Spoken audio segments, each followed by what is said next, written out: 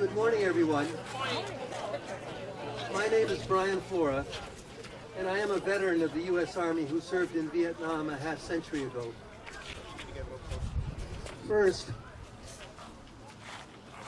thank you for joining us as we gather to honor our veterans.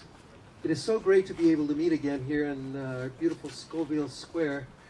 If you have not been vaccinated, please wear a mask. And social distancing to the extent possible is a wonderful thing, and I think we've socially distanced very well today. Now, just a bit of background. Memorial Day was established in 1867 as a Civil War Day of remembrance. It was a day to remember and honor the sacrifice of Union soldiers who lost their lives in the war to save the Union. For many years, the day was called Decoration Day. Citizens were asked to decorate the graves of the fallen soldiers with flowers that are so plentiful and beautiful in May. By the turn of this last century, more and more were calling the day Memorial Day, and its meaning was extended to honor Americans who died in all of our wars, and eventually, more broadly, to show respect to all of those who have served or are serving in our armed forces. By the way, at national cemeteries on Memorial Day, the U.S. flag only flies at half-staff until noon, when it is raised to full height for the rest of the day. This custom honors the war dead during the morning and the living veterans for the rest of the day. There are currently around 18 million military veterans living in the United States. Of those, 1.6 million are women, and half of our veterans, like me, are over 65. We are here today to honor all of them. The Illinois Senate President Don Harmon wanted to join us this morning, as he usually does, but the Illinois legislature is still in session and he was unable to leave Springfield. Village President Vicki Scaman will speak on behalf of our village of Oak Park. President Scoville.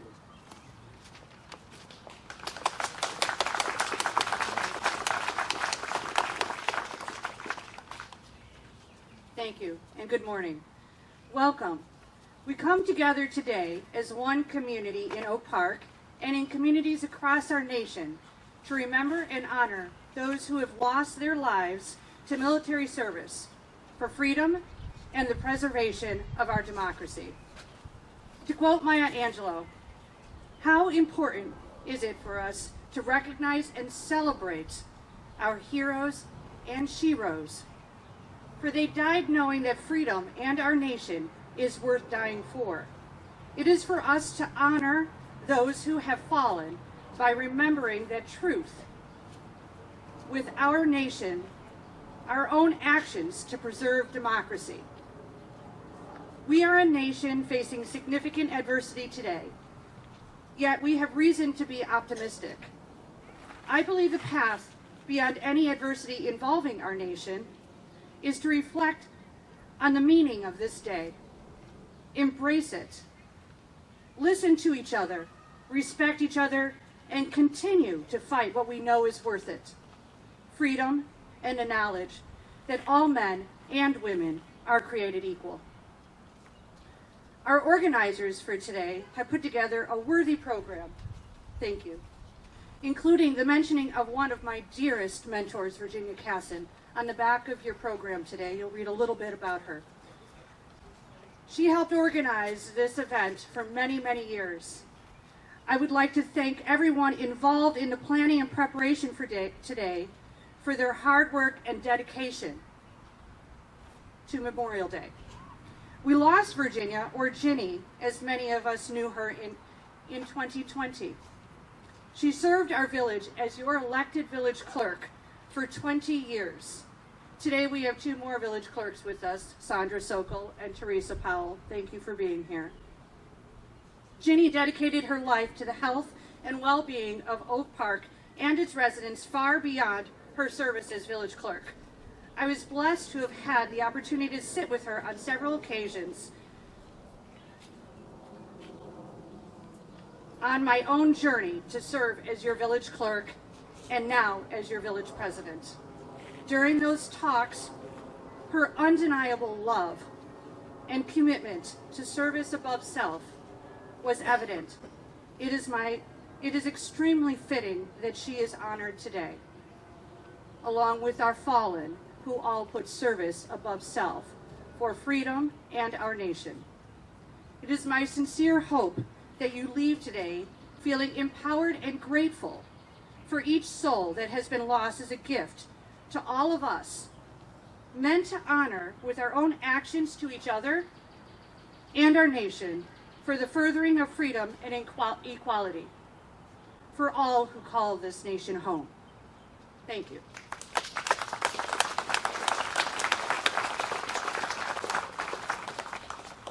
Thank you, President Scaman.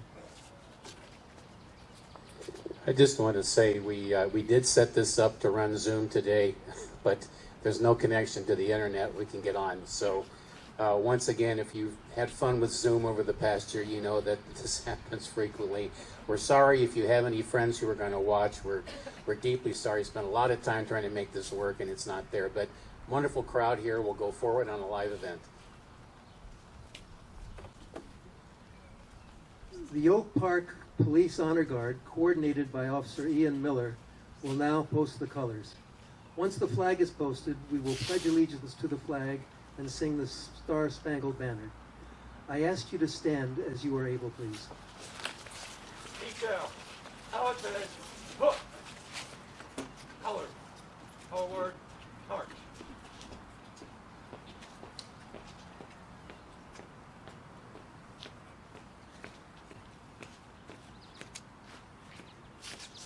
Rifle, present, arms.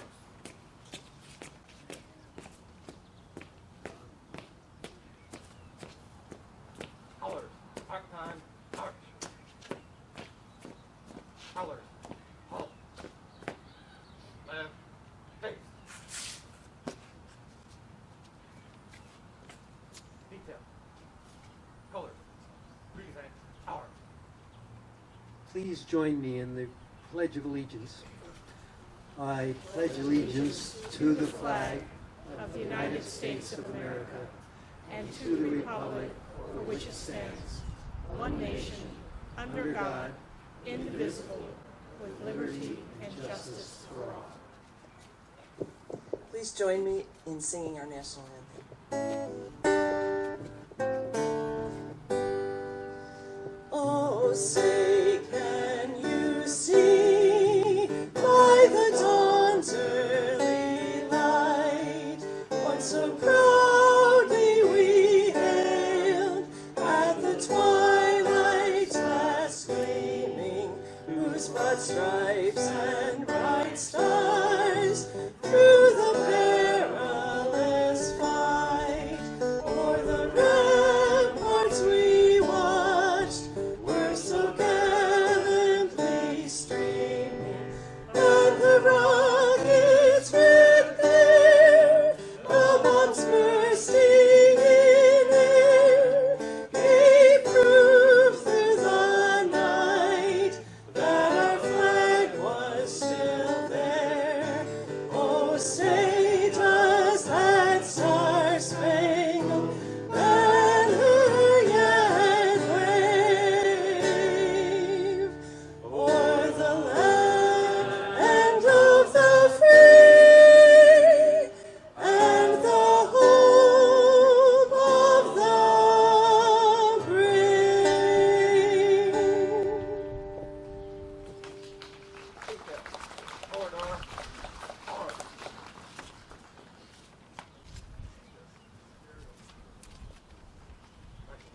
Recovery. Rest. Please be seated.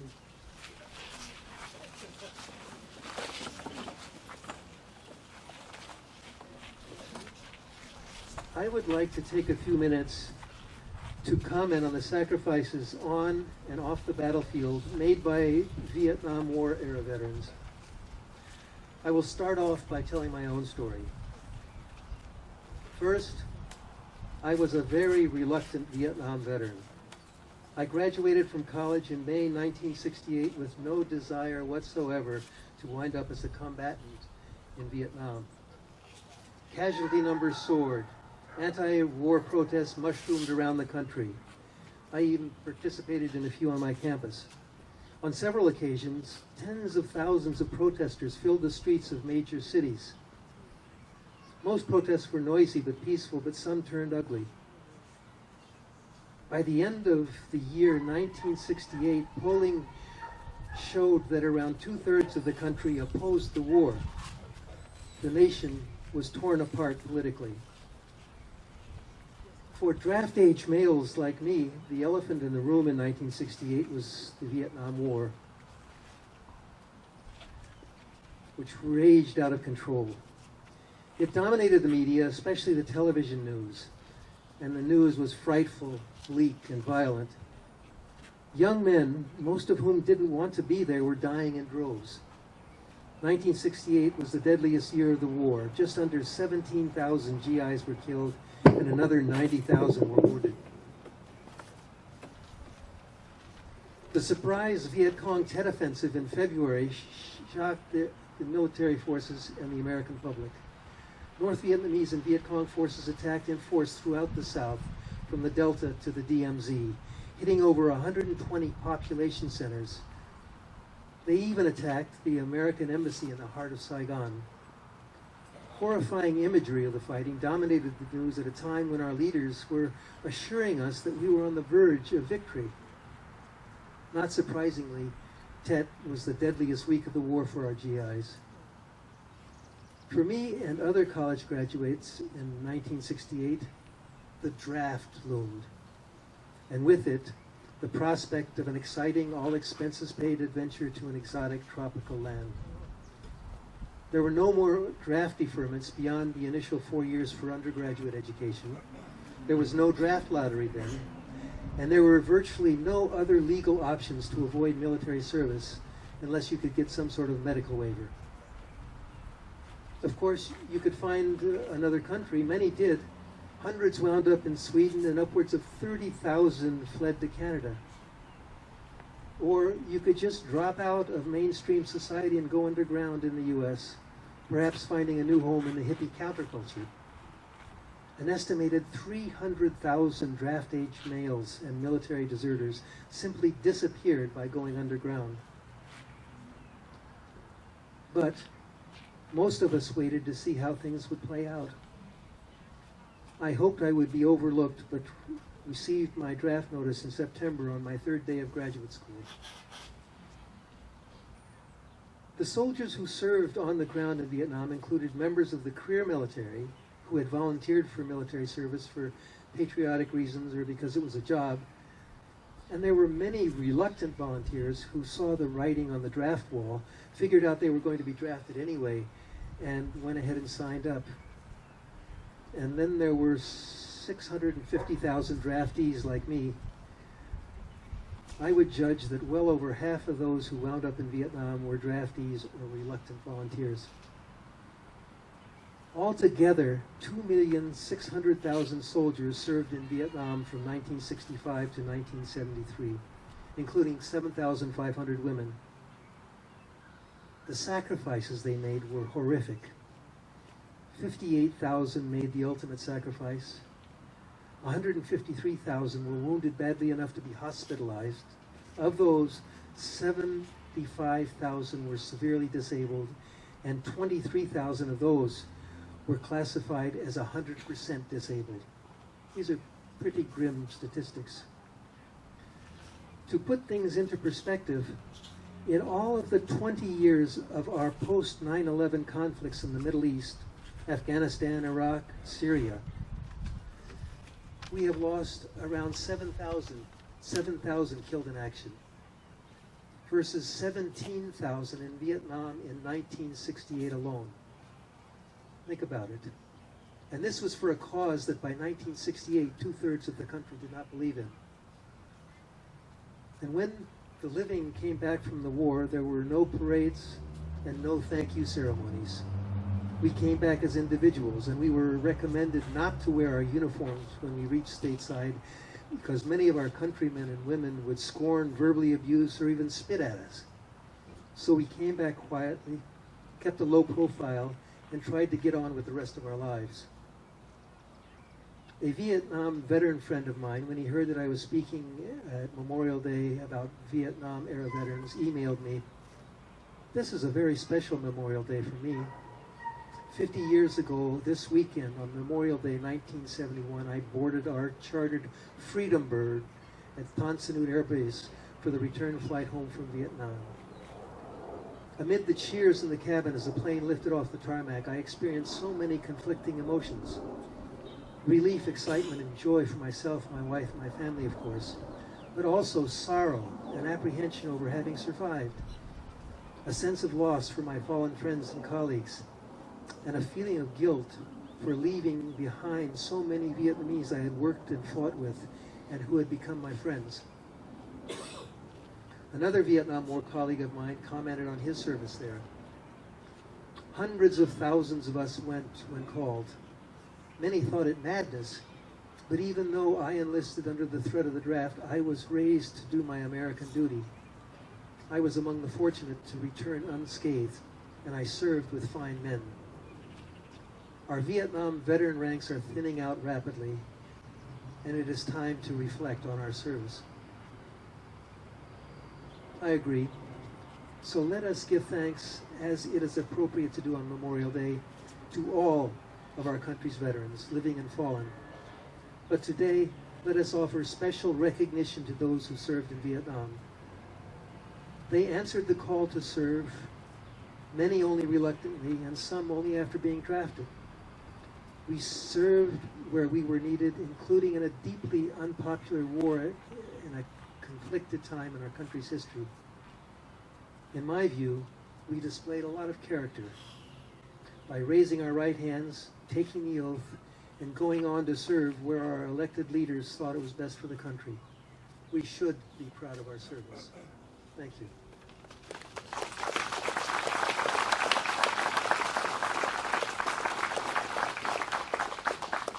Author and historian Kathryn Atwood will now comment on the service members in Vietnam who were women. Kathryn.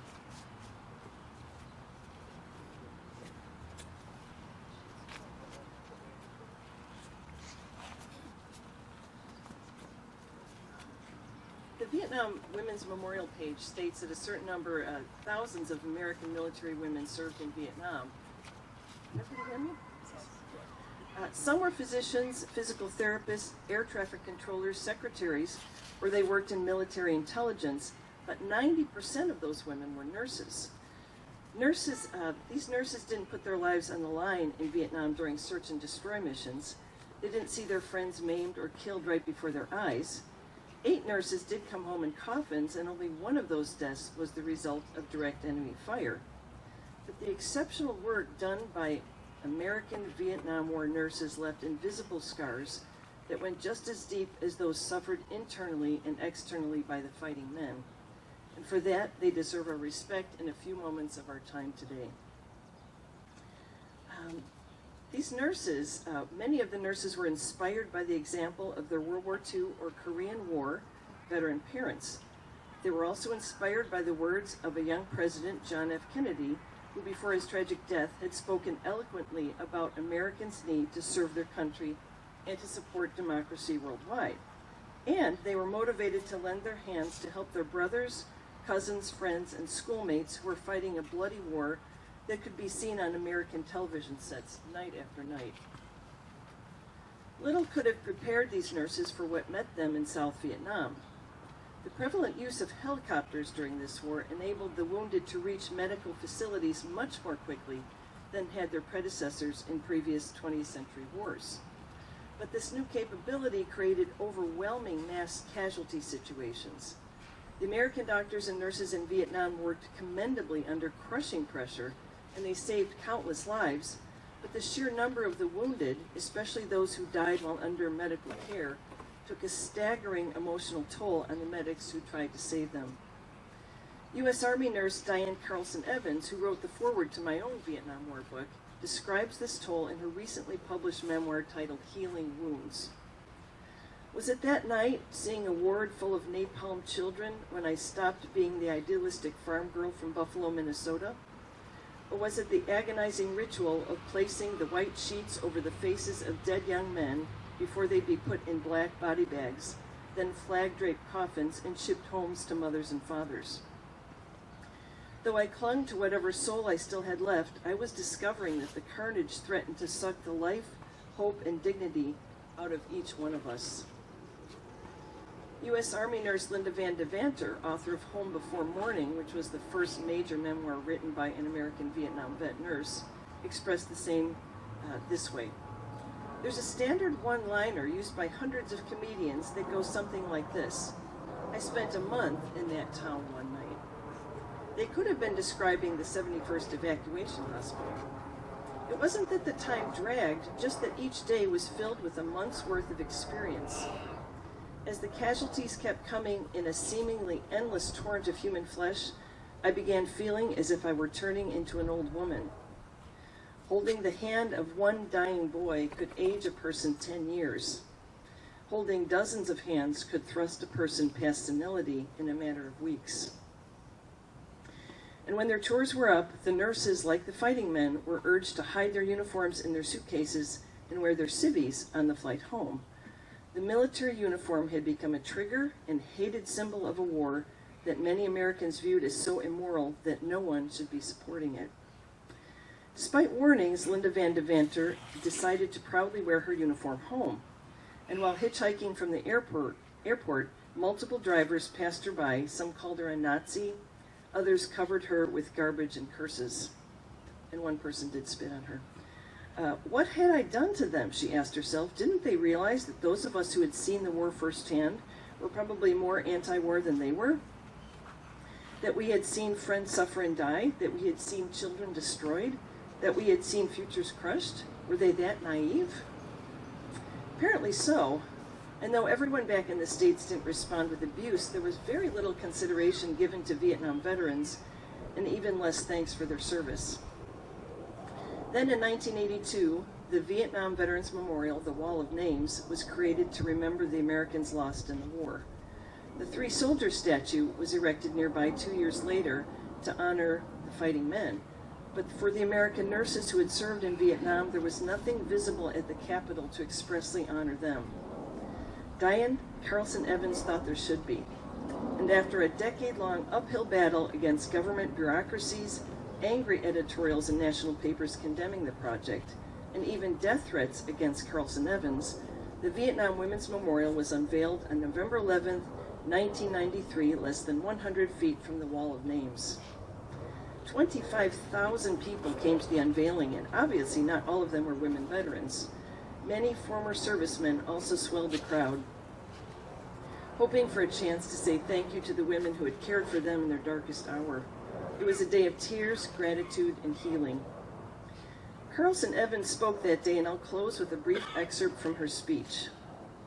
We have just unveiled the first monument in the history of the United States of America dedicated in our nation's capital to American women who served during wartime. Welcome home, daughters of America. Welcome home, my fellow sister veterans. Allow the love and pride that fill this hallowed space to enter your hearts and souls today and forever as we continue on in our journey in life.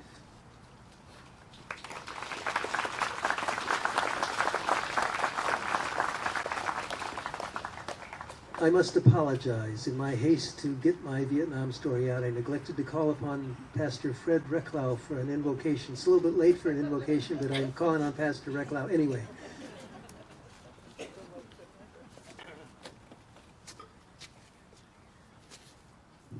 Thank you, Brian. Over there, I was trying to figure out how to finesse this whole business, and I thought I would combine the prayer that begins an occasion like this with the benediction at the end. But here we are. Let us pray. God of us all, we ask that you unite us in these moments into one mind, one spirit. Sharpen our memories of those we honor now, both the dead and those still living. Deepen our gratitude for the sacrifices of all who served to protect our country, and especially for those who gave the last full measure of their devotion. Strengthen our resolve to serve as they have taught us, with courage, honor, humility, and faithfulness to our highest ideals. In your name we pray. Amen.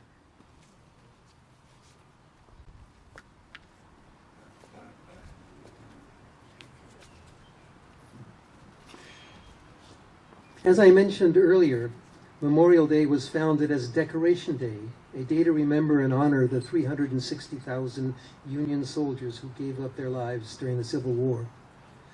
On numerous occasions during the Civil War, President Abraham Lincoln spoke eloquently to honor and remember those who lost their lives defending the Union.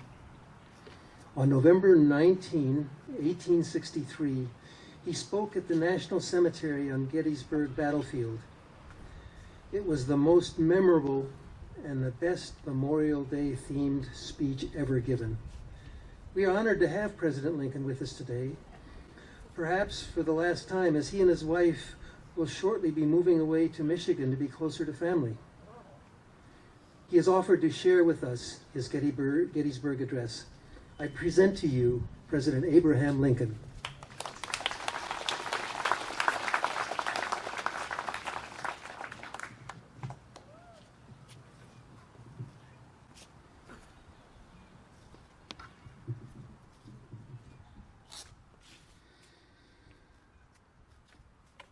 Fourscore-7 years ago, our fathers brought forth on this continent a new nation, conceived in liberty and dedicated to the proposition that all men are created equal.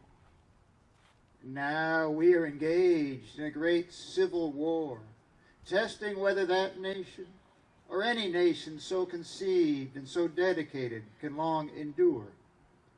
We are met on a great battlefield of that war. We have come to dedicate a portion of that field as a final resting place for those who here gave their lives that that nation might live. It is altogether fitting and proper that we should do this. But in a larger sense, we cannot dedicate, we cannot consecrate, we cannot hallow this ground. The brave men, living and dead, who struggled here have consecrated it, far above our poor power to add or detract. The world will little note nor long remember what we say here, but it can never forget what they did here. It is rather for us, the living, to be dedicated here to the unfinished work which they who fought here have thus far so nobly advanced.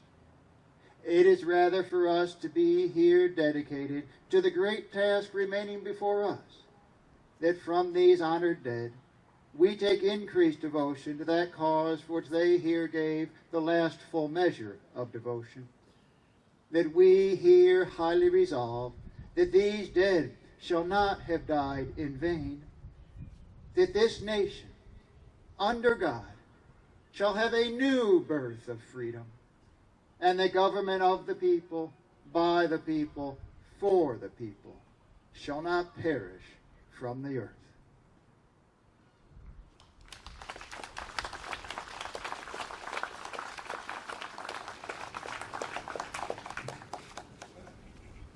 The very best Memorial Day speech ever. Thank you, President Lincoln, for such a powerful and moving oration. And thank you so much for your participation in village celebrations over the years. We wish you and your spouse Godspeed as you relocate to your new home, if you can find one. He's having a hard time. The real estate market's really tight. 2 wreaths will now be placed at the base of the Peace Triumphant statue. Please stand if you are able. The first by Heather Lindstrom of the Oak Park Arms Senior Community.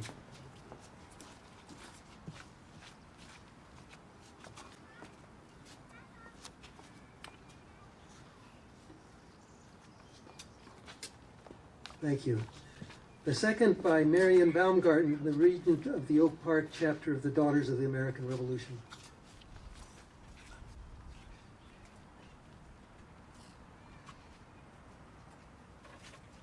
Thank you.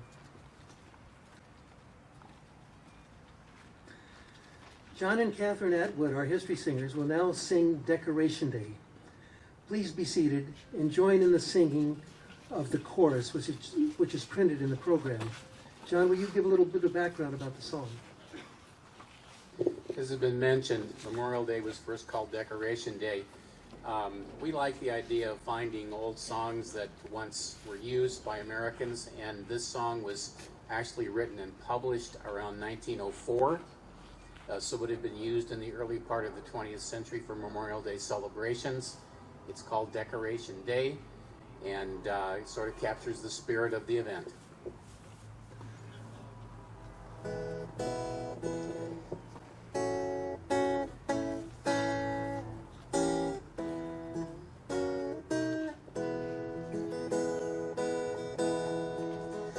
There's a day each year that we all hold dear, with a spirit good and true. Decoration Day, on which we pay our tribute to the gray and blue. In memory of the gallantry that was shown by each soldier brave, on the fields of strife where he gave his life, and we'll never forget his grave. While the strains of the Star-Spangled Banner float softly away through the trees, while the stars and the stripes fly proudly, sweetly kissed by the summer breeze, we remember the graves of our loved ones, our heroes who fell in the fray, and with flowers we cherish their memory on Decoration Day. When the bugles call and the footsteps fall in a measured tread and strong, there's a parting sigh as we say goodbye, while the soldiers march along to a father dear or sweetheart near, whom we never shall see again. On this day of days we go forth and say just a prayer where the dead were laid, while the strains of the Star-Spangled Banner float softly away through the trees, while the stars and the stripes fly proudly, sweetly kissed by the summer breeze, we remember the graves of our loved ones, our heroes who fell in the fray, and with flowers we cherish their memory on Decoration Day.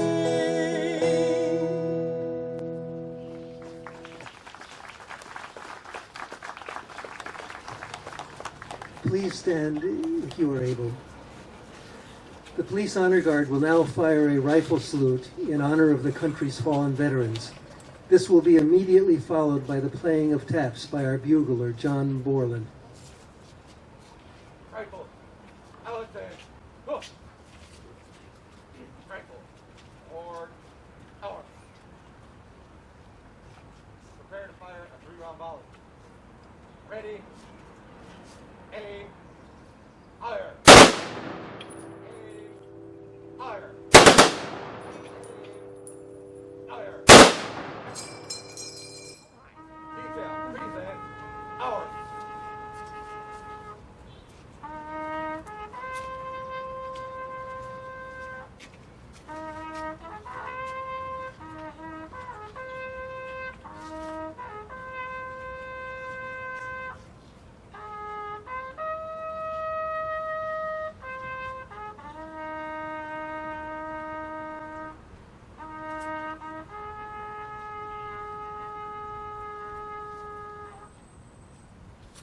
detail. Order. Power. Pastor Fred Reklau will now give benediction.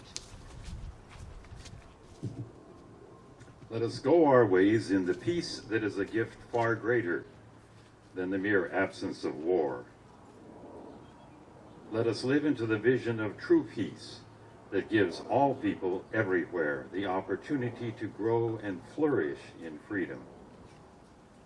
Let it be so from this time forward, always. Amen. The Police Honor Guard will now retire the colors. Color. Right. Face. Forward.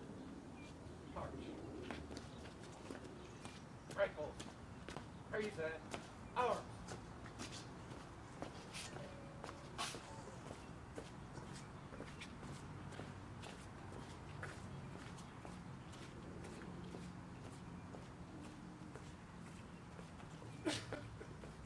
Rifle. Order. Arms.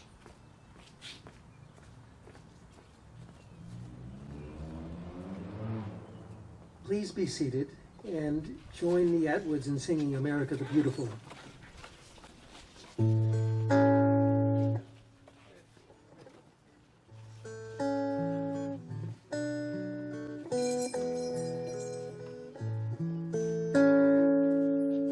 Oh, beautiful for spacious skies, for amber waves of grain, for purple mountains, majesties above the fruited plain.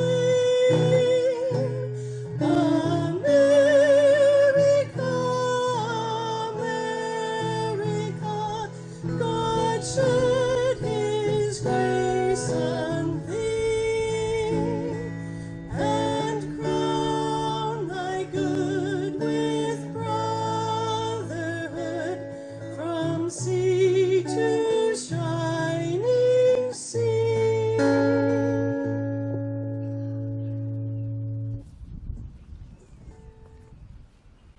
Well, this concludes our Memorial Day program. Thank you all so much for coming out. We had a much bigger crowd than we expected. We thank everyone for taking the time to remember our veterans, especially those who are no longer with us. Looking ahead, we hope to gather on November 11 for an in-person Veterans Day ceremony at the Oak Park Arms, but this has not been confirmed yet. Stay tuned, stay healthy, and encourage your friends and neighbors and family to all get vaccinated if they haven't already. Lastly, as you leave, please be mindful of social distancing. Enjoy the rest of your day very much. Thank you.